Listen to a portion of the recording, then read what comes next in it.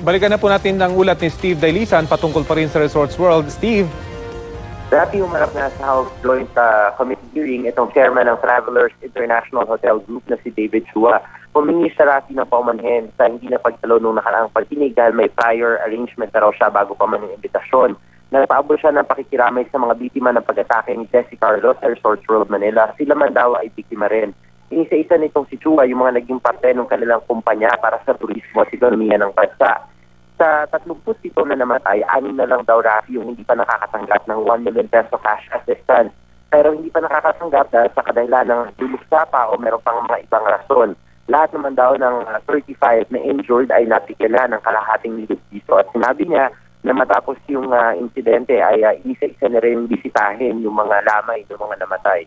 Samantala sa pagtatanong ni Representative Ruthie Diazon, inamin nung isa sa mga security personnel na si Bernardo Canigas na kulang sila sa training kaya hindi agad nakatugon ng maayos na sitwasyon. Si Canigas yung nabaril sa balakang ng mga mismong pulis na rumisponde sa insidente dahil nga friendly fire yung nangyari. Napapahala itong si Representative Johnny Pimentel, lalo sa kwentuhan daw nila ni Congressman Doy Gonzales kahapon, ay nabanggit daw nitong nawawala yung Rolex watch, alahas at credit cards ng kanyang namatay ni Mrs. na si Elizabeth.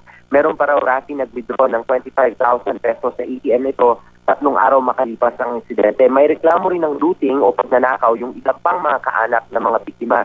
Yung isa na wala ng malay, pagising, wala na raw yung suot na relo. Hindi masabi ng mga otoridad kung sino yung unang pumasok para sa retrieval pero kinalaunan ay sinabi na mga tauhan ng Resorts World katuwang ang MMDA. Hindi malinaw kung anong nangyari dun sa mga personal effects and belongings. Pero ang sabi kanina ni NCRPO Chief Oscar Albayalde ay pagkatapos ng inventory ng SOCO at lahat ng mga ito ay pwede naman itong i-claim sa mga pulis.